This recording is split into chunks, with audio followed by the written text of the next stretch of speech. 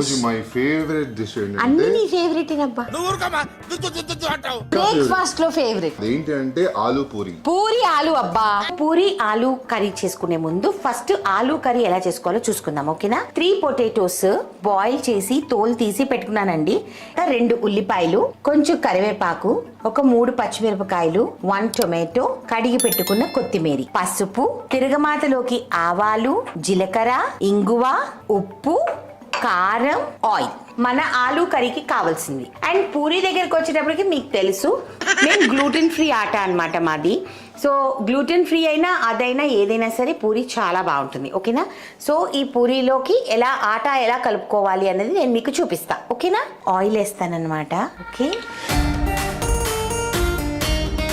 Warm water తీసుకొని కలిపి చాలా బాగా వస్తుందండి పూరి. సో మీరు చూసినట్టయితే చక్కగా గట్టిగా కలుపుకున్నాను నేను. డో కొంచెం కూడా మెత్తగా లేదనమాట.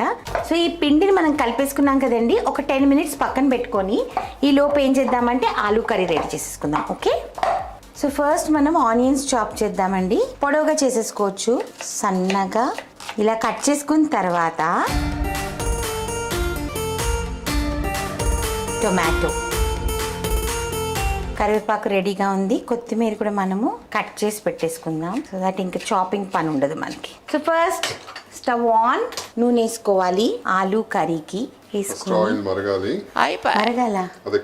కాగాలి. ఒక చిటికెడు ఇంగువ. సో దీంట్లో జీలకర్ర, ఒక 1/2 టీ స్పూన్ అంతా ఆవాలు, 1/2 టీ స్పూన్ అంతా. ఇది కాగాలి అంటే మంచిగా వేగాలి. ఓకే, వేగిపోయాయి. ఇప్పుడు ఉల్లిపాయలు వేస్తున్నా, వస్తున్నావా? ఉల్లిపాయలు, పచ్చిమిరపకాయలు, అండ్ కరివేపాకు మై ఫేవరెట్. ఆలుని ఊరికే ఇలా రఫ్గా సిమ్ చేసుకోండి. సిమ్ చేసి చేత్తో అలాగా, అప్పుడు ఏంటంటే మధ్య మధ్యలో కొంచెం ఆలు ముక్కలు అట్లా, లేకపోతే మొత్తం పేస్ట్ లాగా అయిపోతుంది. సో ఇట్లా వేసుకోవాలన్నమాట. పసుపు వేసుకుంటాము, ఒక 1/4 టీ స్పూన్.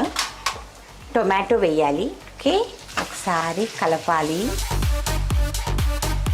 ఇప్పుడు దీంట్లో కొంచెం వాటర్ టు బాయిల్. సో దీనికి సరిపడా సాల్ట్ వేసుకుందామండి. సాల్ట్ వేసుకొని కొంచెం కారం, it gives a nice colour as well as taste, కాబట్టి కొంచెం కారం.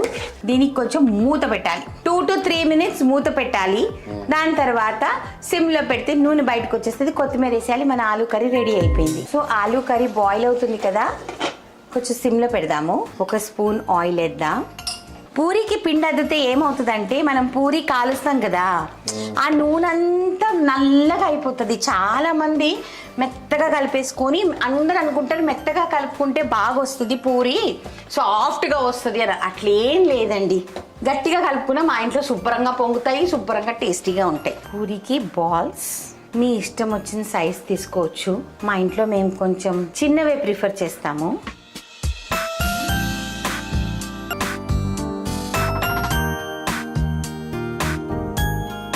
కొత్తిమీర కూడా వేసేసానండి. ఉప్పు కారాలు అన్నీ కరెక్ట్గా ఉన్నాయి, కన్సిస్టెన్సీ కూడా పర్ఫెక్ట్గా ఉంది.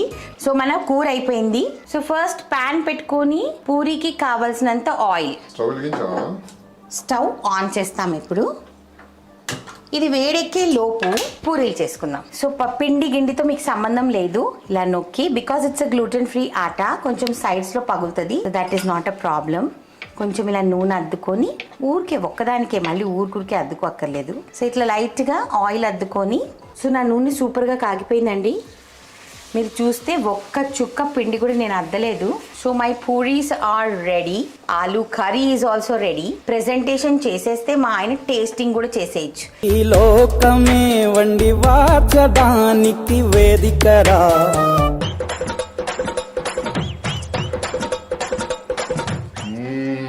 ఈ జన్మమే రుచి చూడడానికి దొరికెరా.